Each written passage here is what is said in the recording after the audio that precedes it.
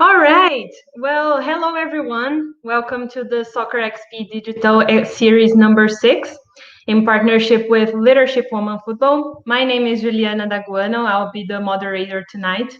I am the communication manager of Leadership Women Football. And in our discussion today, we'll be talking about the International Women's Soccer. More specifically, the differences between South American, USA, and European women's soccer at a sporting, media, and sponsors levels.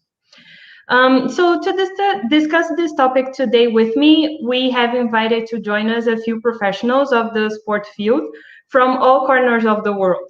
So I'd like to welcome all of them, starting with Ignacio Toro, the International Projects Manager of Women's Football at La Liga, Stephen Hamlin, a digital media specialist at Women's Soccer League, Julia Kiepe, Marketing Manager at Guaraná, Luca Deza, soccer player at Sevilla CF, and Fabimar Franchi, Head of Sustainability and Women's Football Development at Comebol.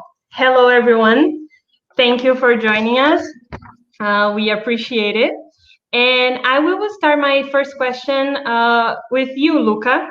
But please, all the others, if you'd like to jump in to add something, please do. So, Luca, you have an interesting experience for having been both on and off the field. You are a professional player at Sevilla, but have also worked before in the social media and marketing field in the US, right? So, what would you point out that are the main differences between these two regions in terms of women's soccer, both in sporting and media level? Well, first off, thanks so much for having me. It's great to talk about this, especially on International Women's Day. So no better time to talk about what we're talking about right now. To answer your question, I think that the biggest difference is probably when comparing women's football in the US to Spain is probably the stigma right now that surrounds women's football in Spain. I think in the US, football is very popular in the female side. And we're breaking barriers kind of step by step with the US women's national team and the media kind of surrounding the topics such as equal pay. I think right now in Spain, we're not getting as much coverage on that. And I think that in Spain, there's still a big stigma around the fact that football is a male sport. They're criticize the women in women's football, saying, that we're not as talented, or we can't do this, or we can't do that. But also on the other side of things, because football is such a large part of Spanish culture, the fans are just super passionate. They're very the fans are just very supportive. So I think it's a double-edged sword to answer your question on that.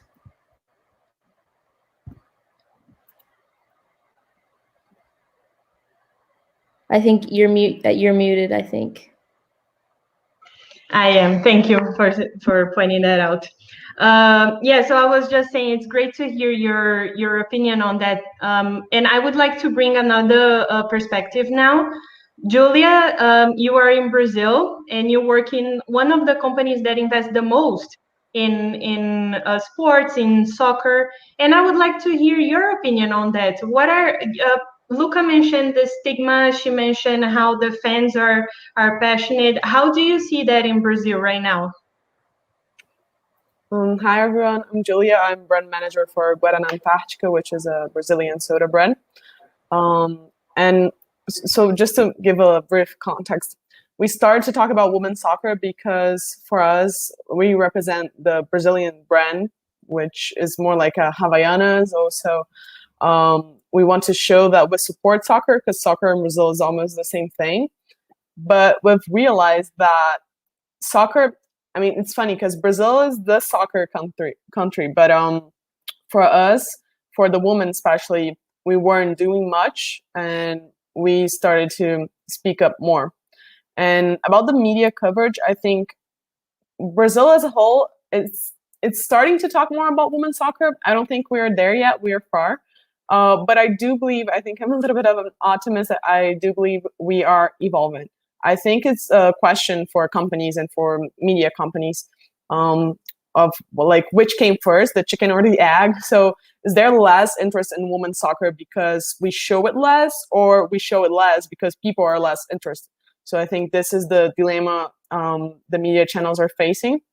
And I think the big shift happened during the Women's World Cup in 2019. Here in Brazil, it was transmitted in our biggest open TV channel with audience records, and we've never seen that much of a shift. And for us, it was the same. We sponsor the Brazilian national team for 20 years now, and we renewed the contract, so we are going to sponsor for the future 8 years.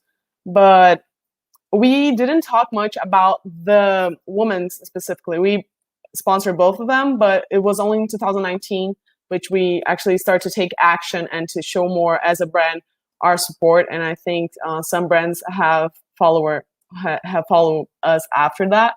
And in 2020, we kept talking about it. And also like our biggest national competition for women's soccer, Brasileirão Feminino, the media results for that were very good with not the biggest, but the second biggest TV channel broadcasting it, Twitter broadcasting it, and the audience has shown uplifts. So in 2021, what we've been seeing is that the media channels are all like working to trying to get the rights to broadcast it, and I think it's a good thing that we're doing it.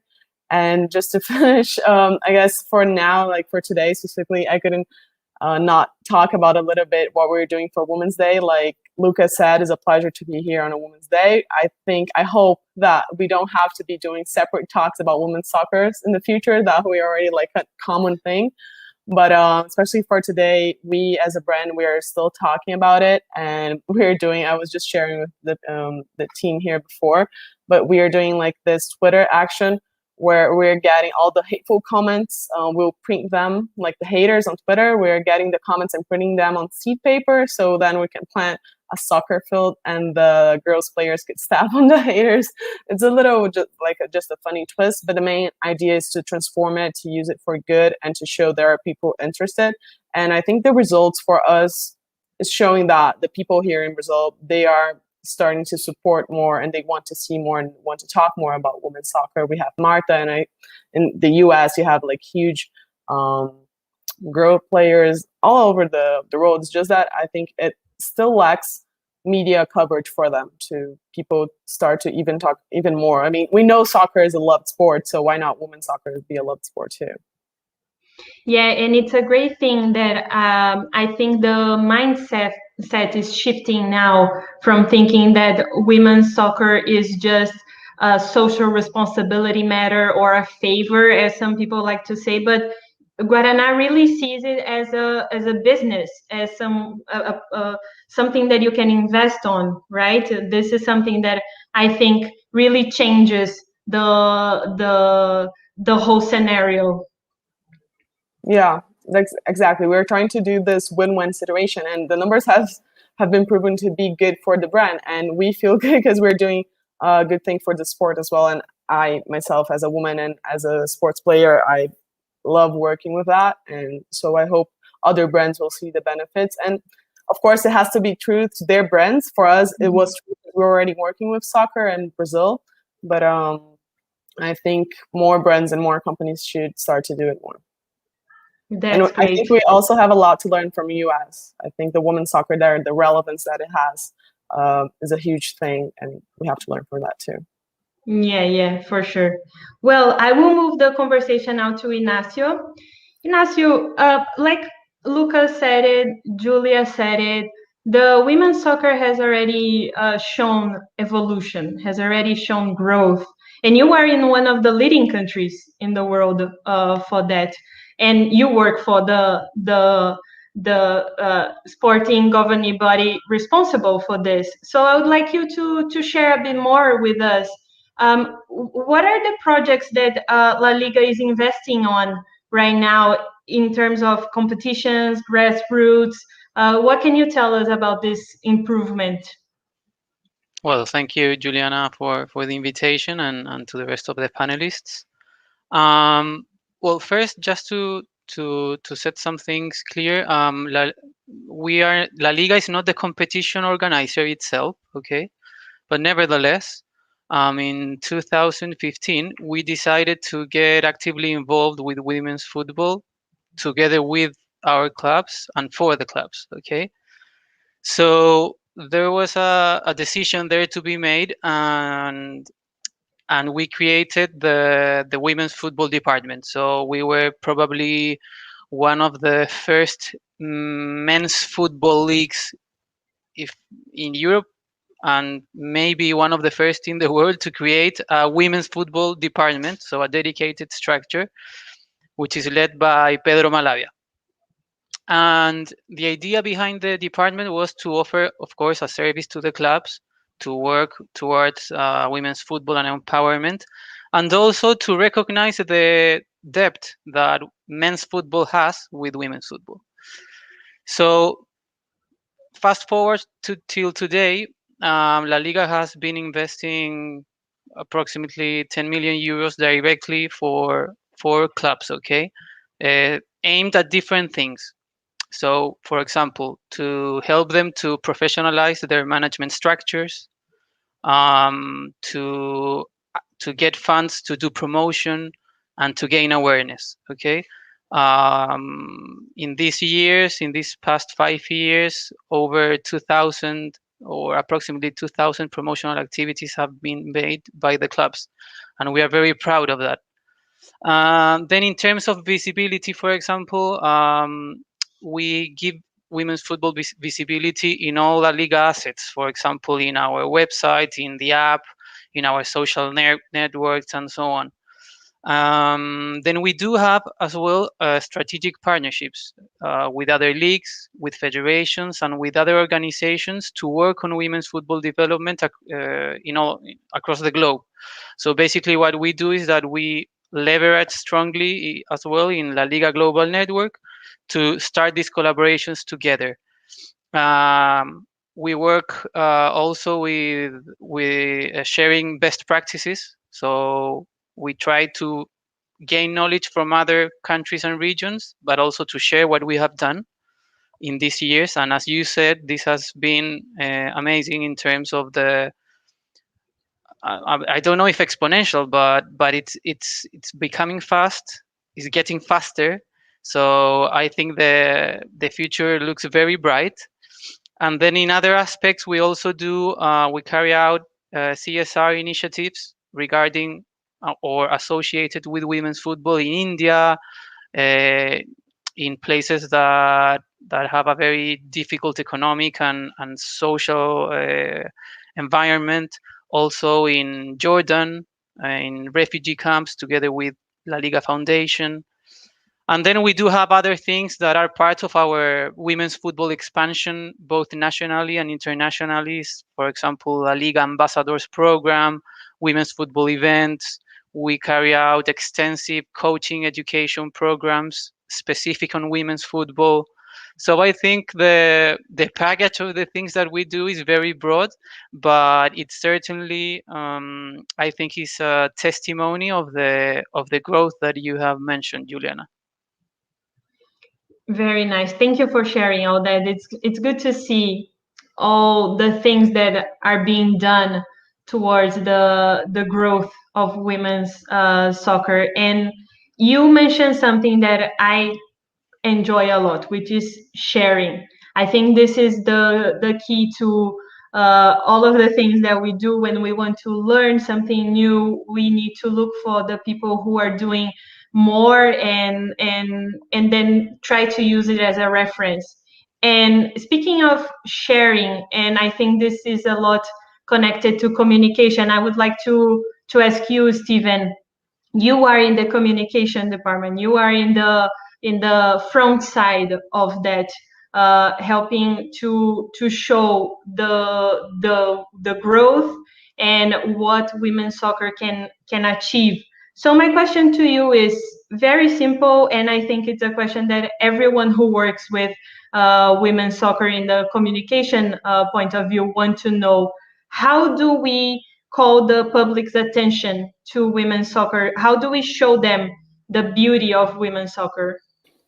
First off, thank you for having me. It's an honor to be here with such great panelists. I think your question has a three-pronged answer, I would say.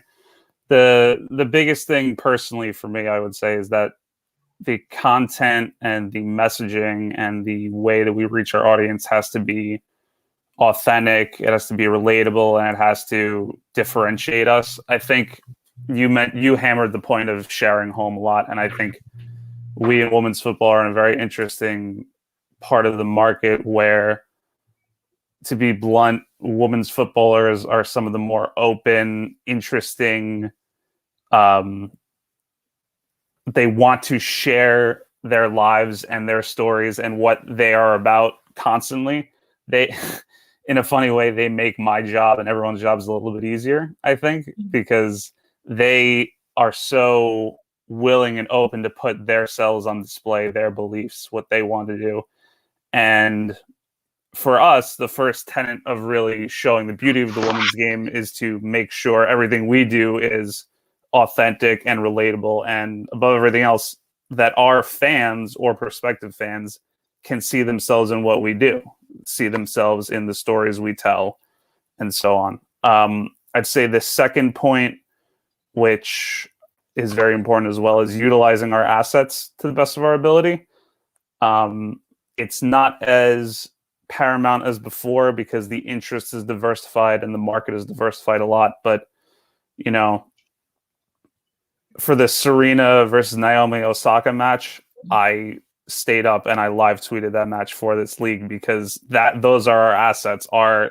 Now our owners are assets as well. It's a very interesting time where, you know, there are so many touch points in our league, from, you know, our players to our owners to any stakeholders that can get our message and storying out. And third, I would say, is that we almost have to do the work to shape the narrative. We have to we physically have to educate the public about the beauty of women's football, because there are so many stories in our league, from, you know, the Black Women's Players Collective, which have really, you know, ramped up their activism recently, to Bethany Balser, who was a undrafted free agent, to any number of storylines that are beyond just your attention-grabbing headlines.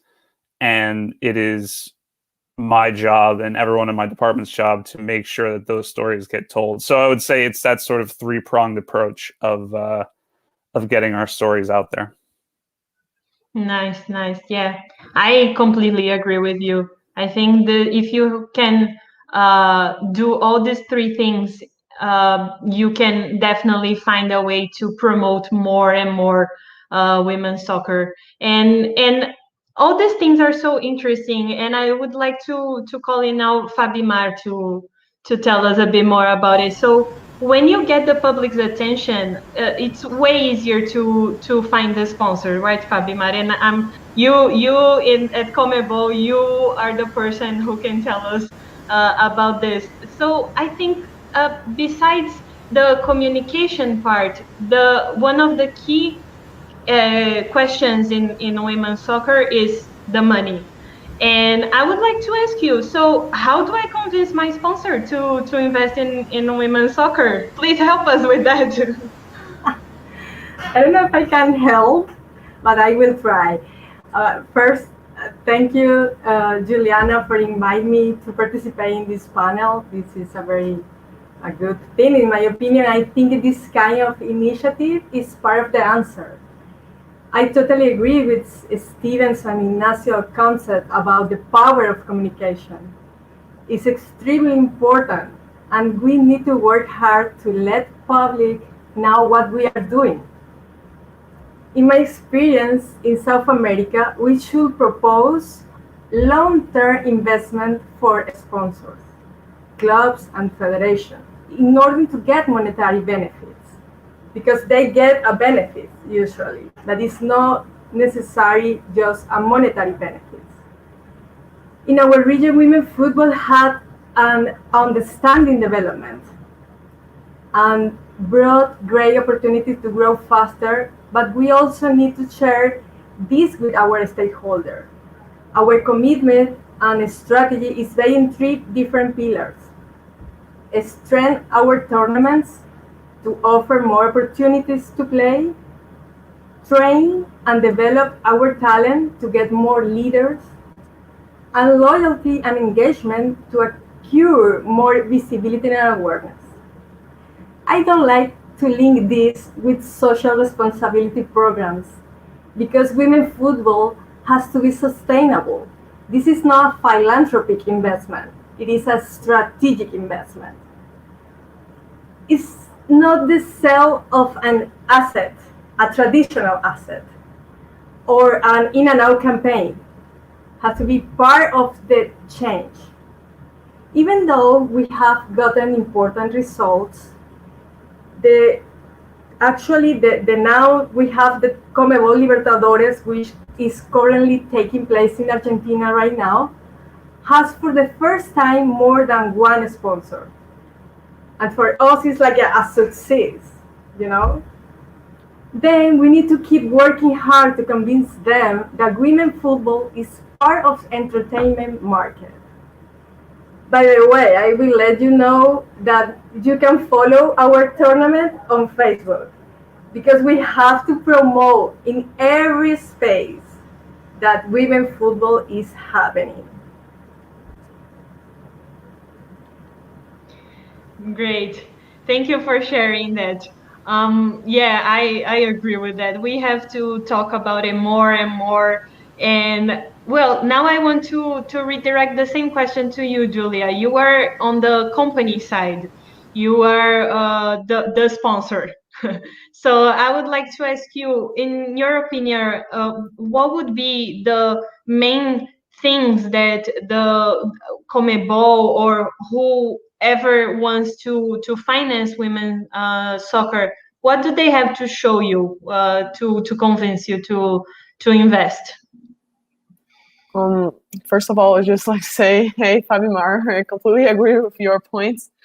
And just to share, until last year we were the only. Actually, there was one more sponsor for the national soccer championship, and after our campaign, now there are more. So we are very glad that everyone is showing that it works. That's why I'm not afraid to say that it's good for business. It's being good for us as Guarana. I mean, of course, saying it again, it's a truth for the brand, but I do believe that it's good to show you and show everyone that, because then brands will support more women's soccer. But okay, so going back to the question, I don't think there is a right formula or a right recipe. I think it depends on the organization or the brands, but I think two things are the most important. The first one would be we need the organizations and the clubs to they already understand the business, but they have to show that they understand the business and they have the tools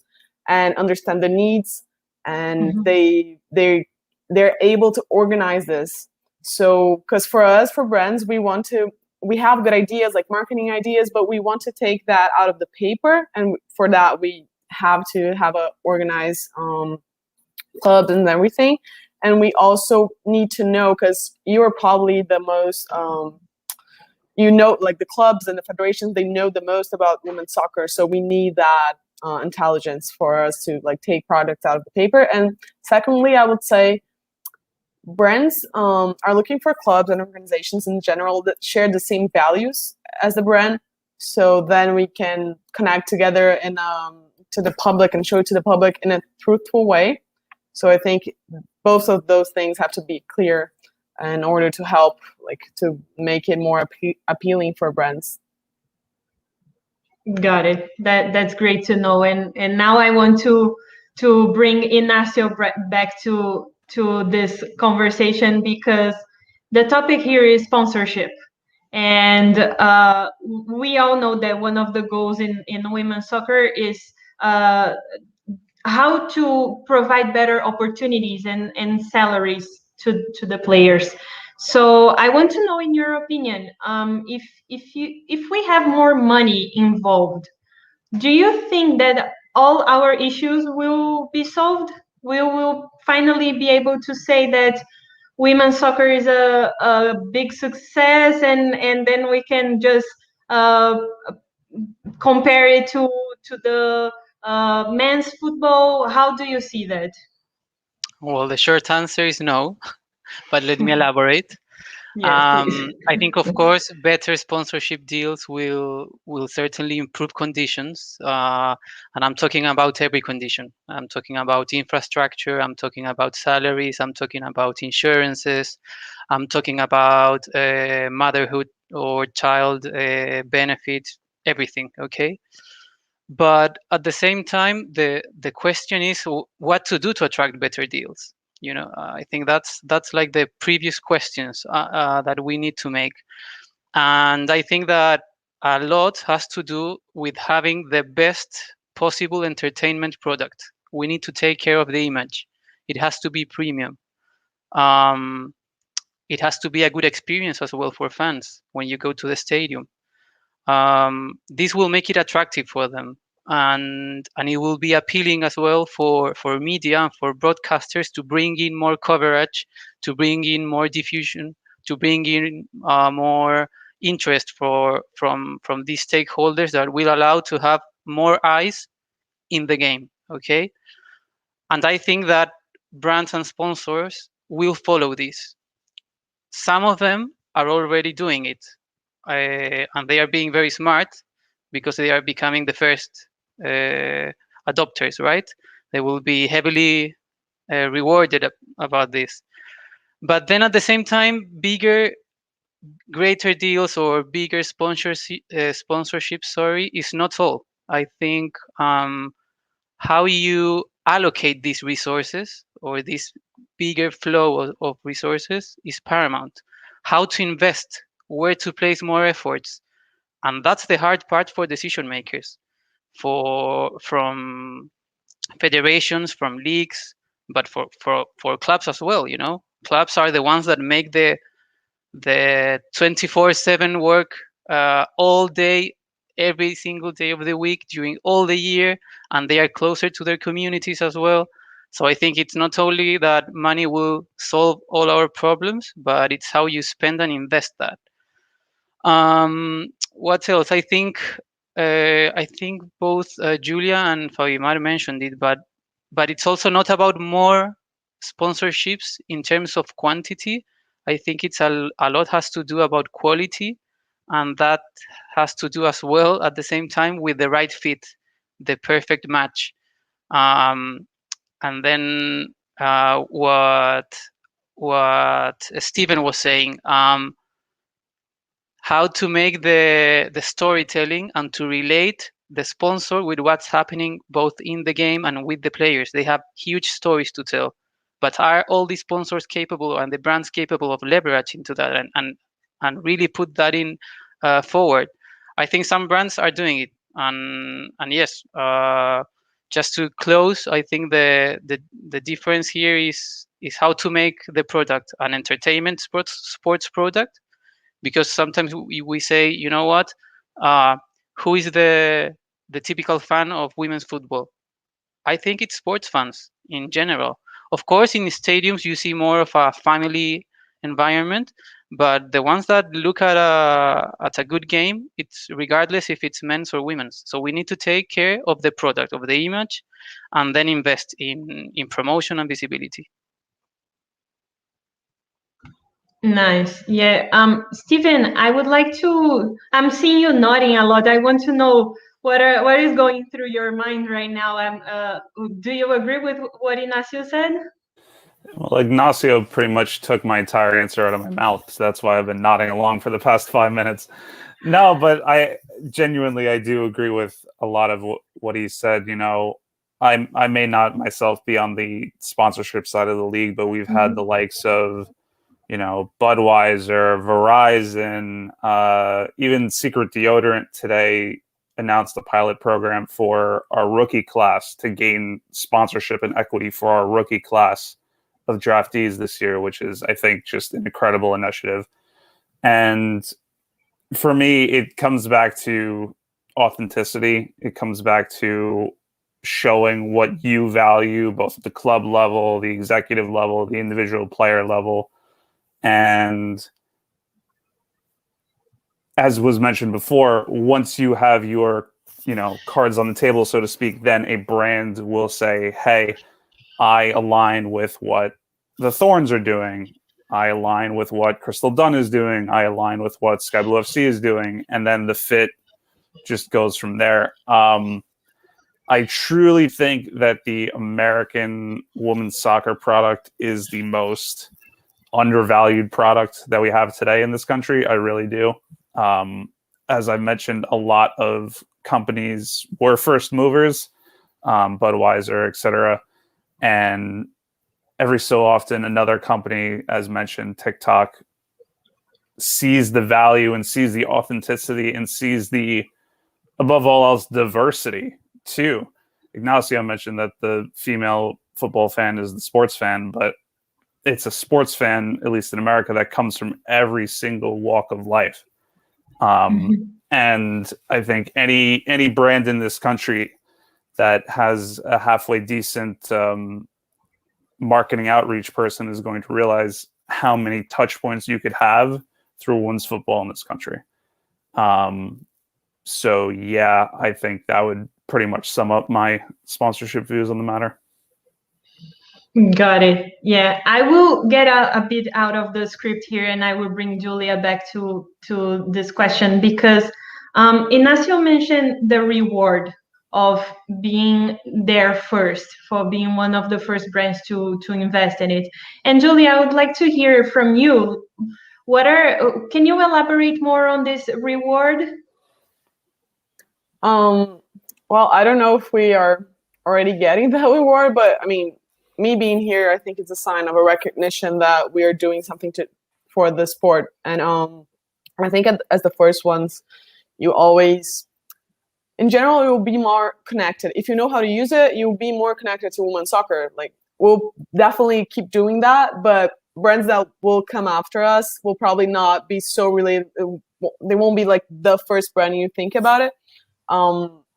I don't want to discourage the other brands because that's not what it is about. Because especially if you are a new brand to this, or if you start talking about it next year, if you know how to use it, of course you can take benefits and profits from that. But I'm just encourage other brands to do it now, because now is where it's when we're seeing the peak in Brazil, at least for women's soccer, and with the Olympics, probably they're gonna explode. So that's my point of view. Okay. And Stephen, I want to ask you now a bit more specific to the athlete situation. We're talking about how we can look for sponsors for a competition, for a club, but what about the athletes? How can the athlete attract endorsements in this case and make themselves attractive for the brand?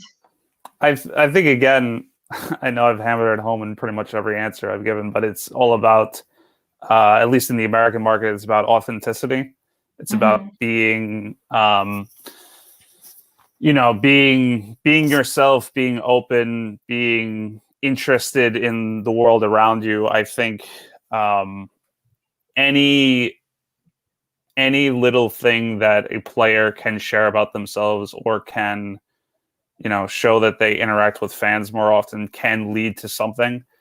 The example that I like to give in this situation is not specifically an athlete endorsement, but when the TikTok deal went through with the Thorns and the Timbers, Crystal Dunn was selected as the quote unquote like TikTok creator for that club. And part of the reason is that she goes on Instagram stories at least once a week, and she just records herself looking after her chickens at her farm in Portland, Oregon.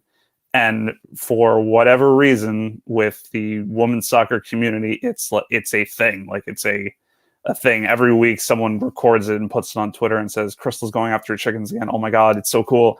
And it's funny. It's funny to think about that. Yes, it's not maybe specific, her signing a deal with TikTok outside of her club, but it's the little things about how she is outspoken on things and also likes to share parts of her life with the world that makes her really attractive to a brand to get involved with her. But then I'll get back to you with another question then. What about the athlete that who's shy, the athlete who doesn't like to show his or her face so much? How can this athlete be authentic and attractive at the same time? Well, it's very hard to be shy in American sports. I will admit that. I don't think we are a country or a culture that is for the quiet or for the closed off individual. So while I will never push somebody or recommend somebody do something that they're never comfortable with, I would say that a shy athlete should pick and choose their spots and really go through what they're really passionate about, go through what matters to them, whether it could be it plain and simple. It doesn't need to even be something relating to sports. There are athletes that have I interviewed Jasmine Spencer the other day. She has a sustainable lifewear brand that she runs out of her basement. There's so many things and facets that an athlete can get involved with that if they want to, it's just a matter of reflection and really picking and choosing their spots. And could I add to that as a brand? Of course. I think it's a hard question because for us, for brands, it's all about communication. So if the person doesn't communicate, it's hard for us to see like how are they talking about it and how will the people connect our brand to them. But I think there are two ways. Like you can talk more about your professional life or more about your personal life. So if you are not keen to sharing your personal life that much, I think you can also profit from your professional results, like when you win a championship, but it's just hard to not have none of those, like no professional like be on the spot and not show your personal and funny side. So I think you have to find your balance. Great. Ignacio, I would like to hear your opinion on that too. On the shy athletes, you mean? Yes. Mm-hmm. Well, I think talking from what I've seen now, that by the way, at La Liga we are hearing more and more interest from many brands and questioning a lot. I mean, not questioning, but doing questions about relating with women's athletes and clubs as well. And there have been really great examples done so far. But I think that for the shy athlete, probably there's always something that they can show, because the shy athlete, we're not going to ask them to jump on the stage and sing or tell jokes, but maybe just to share what they enjoy. It could be whatever, I think that women's football here has a huge advantage over men's, and is the availability of the players. It's not very easy to tell Messi or to ask Messi about his hobbies. Okay, it's not very approachable for a brand. You need to be a very big brand, or a lot of conditions need to be met. Whereas in women's football, the players are more available, and that's something that brands can really, really, really tap into. Some of them are doing it, so I think that's very clever and very smart business. Very smart. Good. Yeah. Another question for you, Ignacio. You mentioned earlier about how La Liga works in a scenario that you like to share what you learn and how you develop the product. So I would like to ask you if you could speak more about it. How exactly do you approach the clubs, and what exactly does La Liga usually can help with that?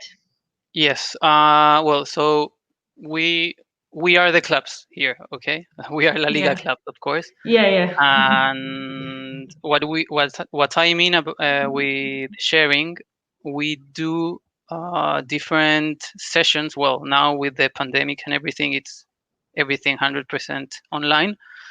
But we do sessions with, it depends on the topic, but could be with coaches, or it could be with marketing responsibles, or with club directors, about different topics of their interest and their expertise or their area of, of work. And we get them together, we present a topic, we bring someone from another place, we try to bring in new ideas. We also do gatherings and online meetings with other clubs from other countries. We've done great stuff with clubs from the Mexican League, for example, where we share, I don't know, from digital best practices and digital marketing to, for example, we also get together with club directors to share, for example, management models for women's football sections, because some of our clubs have a very different management model than others. Big clubs, for example, have a way of doing things and a way of sorting out their departments and their women's football areas very different to an independent women's football club that doesn't have a men's side associated with it. And that's very enriching for clubs, because that's something that you cannot find on Google. It's something that you need to hear from real experience, from real clubs that are doing well, and others that have struggled with, but that now can share their knowledge. And then we do share with leagues as well and federations, the sort of the same thing, you know.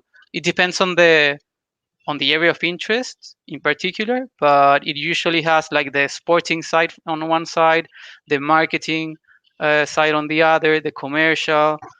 So we try to do like a 360-degree approach, basically bringing knowledge everywhere we can, and also absorbing knowledge from everywhere we can. Yes. Well, I think that's fantastic, and I'm sure Fabimar will agree with that. Because Fabimar, I heard that recently Comebol has a new partnership with UN Women, and could you please tell us a bit more about that? Yes, of course. We have been working with UN Women for the past 3 years, focusing on the training of players and coaches, staff, of all the tournaments that we have had for women. Now, in a few days, our authorities will sign a memorandum of understanding to reinforce our commitment with equal future, as football doesn't have a gender. We are supporting that campaign, Generation Equality, maybe do you know, realizing women's strive for an equal future. Also, I would like to share a video as an example of our commitment. This is a specific campaign intervening men matches to increase visibility and impact. We showed this campaign last year, and we will replay in this week in 8 matches, taking advantage of the audience of masculine tournaments and sharing information about Comebol Libertadores Femenina, which is happening at the same time. And now I would like to share the video with you guys, with the audience too, because it's very interesting how we can take in this advantage from the massive audience that masculine tournament has. All right. I think we'll show it now. Eduardo is connecting, can help us with the video, because it's very interesting to watch.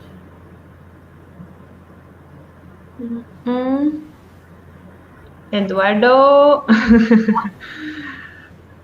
Well, I invite you to see tomorrow in the Libertadores in Facebook Watch. You can see, and ESPN also all our broadcasters asked in this campaign to see equal goals. The campaign, we call it Equal Goal.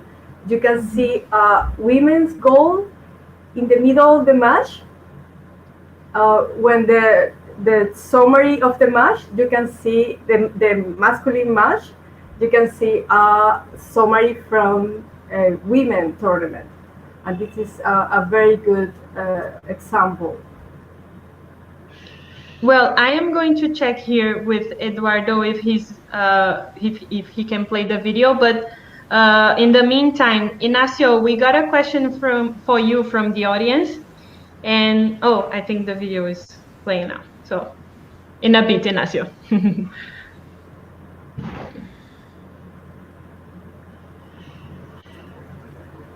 Yes, we have sound. Yeah. Eduardo, there's no sound in the video.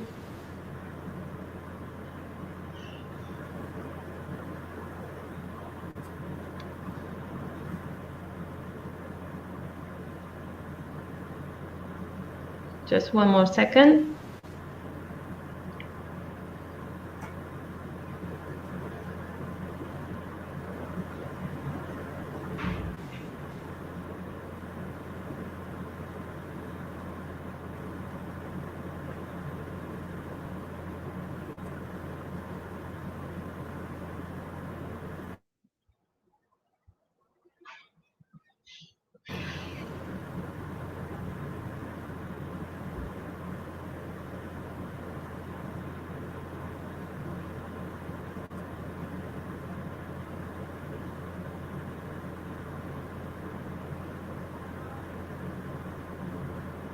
Copa Libertadores de America is one of the major tournaments in the world.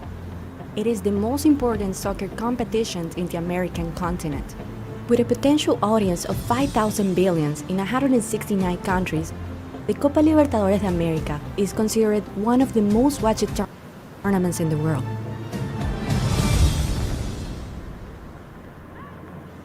There is a similar tournament with the same importance and proportion, but with 0.01% audience, 0.54% budget, and almost zero media coverage compared to the males competition, the female Copa Libertadores. In the month that commemorates the fight for equal rights, CONMEBOL, the organization in charge of the tournament, led the way in making the goals of the Copa Libertadores Femenina seen by the same audience who celebrated the goals of the men's tournament. We present Equal Goals by CONMEBOL.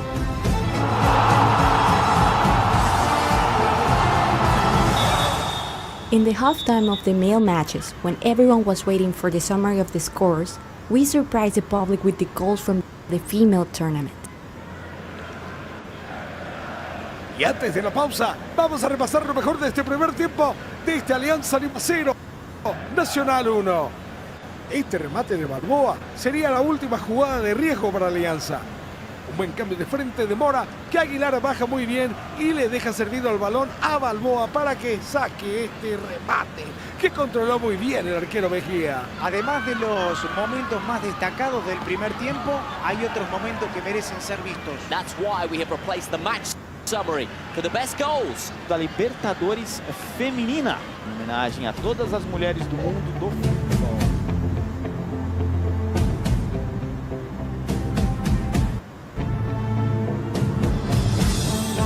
The goals were seen in 12 official matches, broadcasted on more than 168 television channels around the world. Equal Goals by CONMEBOL.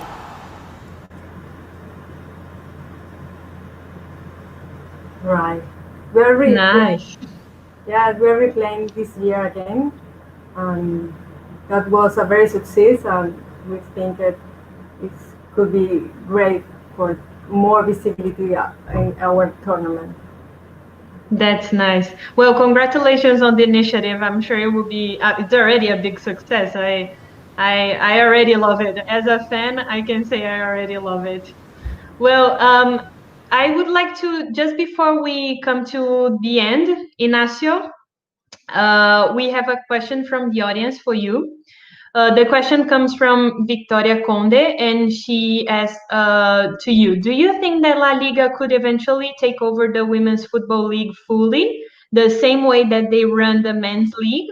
Could this help women's football in Spain? Right.